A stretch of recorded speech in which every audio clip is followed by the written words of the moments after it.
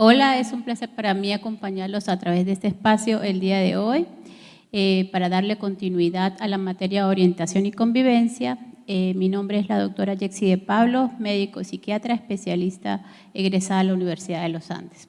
El tema a abordar el día de hoy será la vida cotidiana como expresión de la práctica social.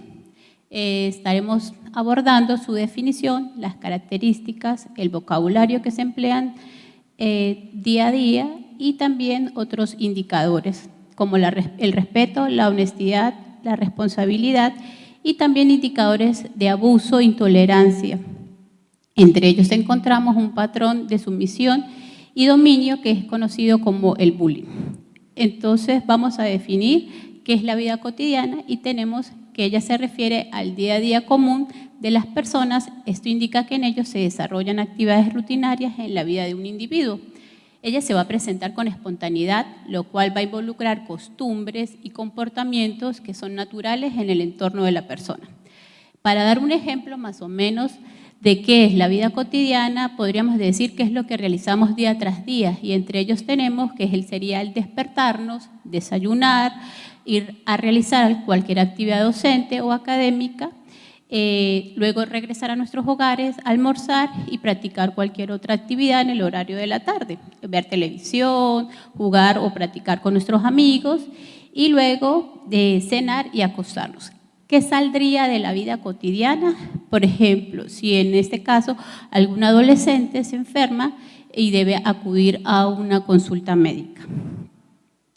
Tenemos que entre sus características, durante la vida cotidiana debemos ser agradecidos con las demás personas, también aplicar las normas del buen hablante y del buen oyente, saludar, cumplir las normas de cortesía y ser discreto en el manejo de bienes o algún tipo de información. También es importante que debemos ser una persona autocrítica, y la autocrítica es aquella disposición que tienen las personas por admitir sus errores para su posterior corrección. También es importante el cumplimiento de las promesas, pero con esto es necesario tener en cuenta que no implica aquellas promesas que puedan comprometer la vida o que puedan causar daño a nuestro prójimo, así como también tener el sentido de pertenencia. El vocabulario que se debe emplear en la vida cotidiana hace referencia a que se debe usar un tono de voz adecuado, también tratar de pronunciar bien las palabras en el idioma correspondiente, ser lo más directo y específico en la comunicación para que no haya malos entendidos y tener una comunicación que nos permita que pueda ser fluida para que los demás puedan captar el mensaje. Entre nuestros adolescentes pues tenemos presente que ellos utilizan un tipo de lenguaje que en algunas ocasiones no nos permite que nos podamos comunicar con nuestro entorno, y de esta manera el lenguaje o la comunicación no puede ser entendida por los demás de forma sencilla, obviamente. Entonces, vamos a dar paso a los indicadores de respeto, honestidad y responsabilidad, y estoy segura que todos en algún momento de nuestras vidas nos hemos encontrado con personas, hombres o mujeres, bien sean mayores que nosotros, de nuestra misma edad, de las cuales podemos recordar que nos hayan permitido aprender a través de ellos. Es necesario tener presente que nosotros podemos recordar a estas personas por sus gestos, por su sonrisa, por su carisma, pero sobre todo hay algo puntual que nos va a permitir recordarlos, y en este caso serían sus actos, los cuales van a ser muy congruentes entre lo que se dice y lo que se hace. Es por eso que es importante que los valores de cada persona las van a definir como quién realmente es, y la suma de todo esto pues va a mostrar su identidad real. Entonces tenemos valores como el respeto, la honestidad, la responsabilidad, los cuales son importantes y fundamentales para hacer que las relaciones de convivencia y comunicación sean eficaces entre las personas, ya que son una condición indispensable para el surgimiento de la confianza y en las comunidades sociales. Vamos a hablar un poco acerca de estos valores, y tenemos que el respeto es un valor que permite que nosotros podamos reconocer en la otra persona que tiene características y que podemos tanto apreciarlas como aceptarlas, y de esta manera podemos entender no solo que tienen características y cualidades distintas a nosotros, sino que también tienen derechos. Por lo tanto, es comprender que más allá de mis derechos y mis libertades están los derechos y las libertades de nuestro prójimo. Todas las personas tenemos la capacidad para poder entender o diferenciar, mejor dicho, entre el bien y el mal. Y es a esto lo que le llamamos conciencia moral. Esta conciencia moral es la que nos permite una cualidad que consiste en vivir y expresar esta conciencia, lo vamos a hacer a través del valor de la honestidad. Existen también indicadores de agresividad, abuso, intolerancia y violencia en las relaciones sociales y ellas se van a manifestar de dos formas.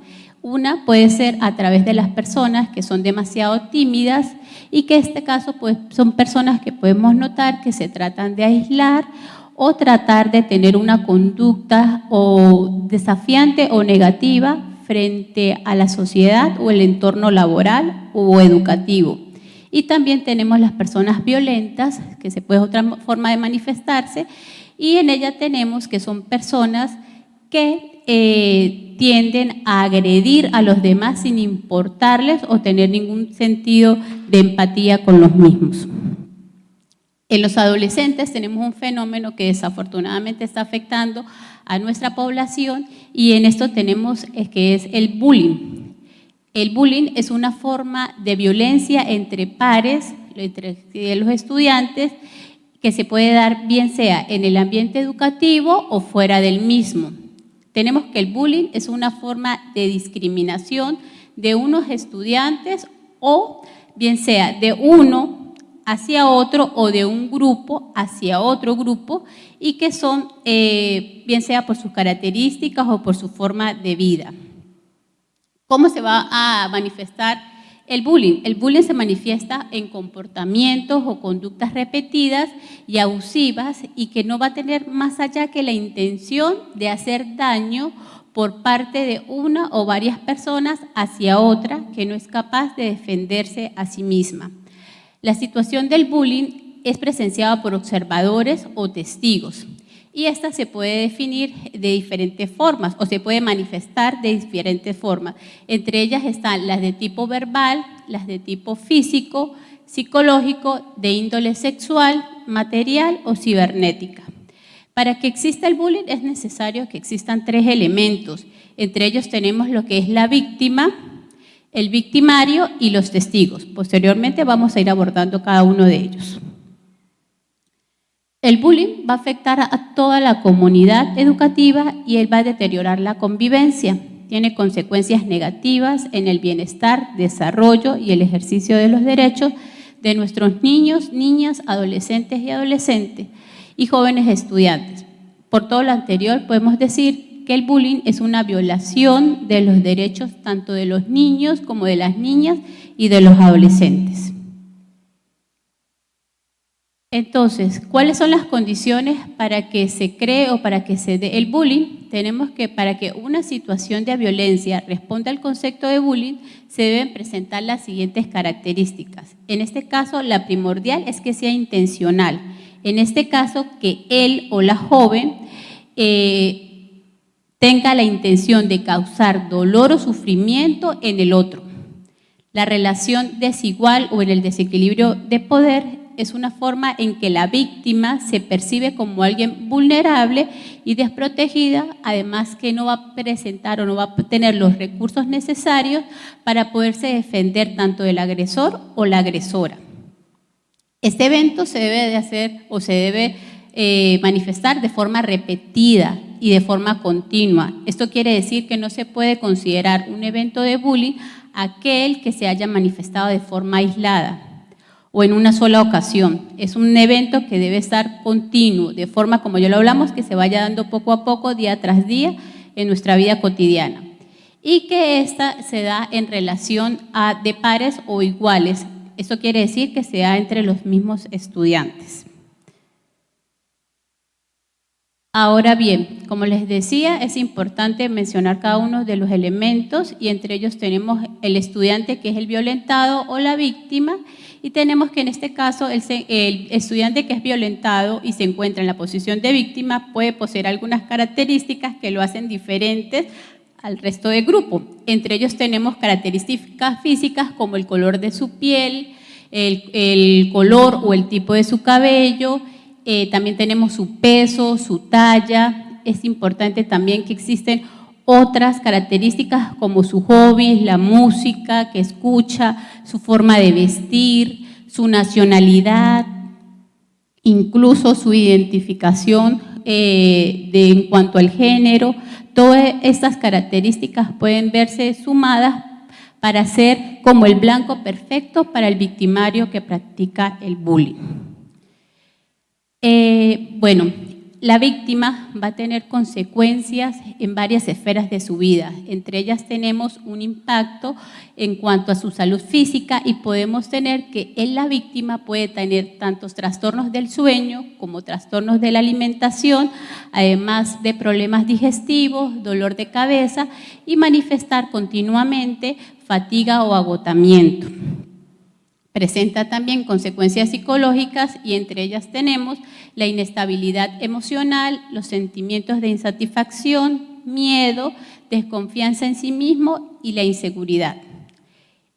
Puede presentar un impacto en las relaciones familiares y sociales y es cuando vemos que este joven o esta adolescente se va a mostrar aislado, él va a estar no va a compartir con su entorno educativo o con su entorno familiar y vemos que él va a tener poca comunicación. Y si a esto sumamos que tenga una pobre red de apoyo, estas características o estas manifestaciones se van a ver mucho más pronunciadas.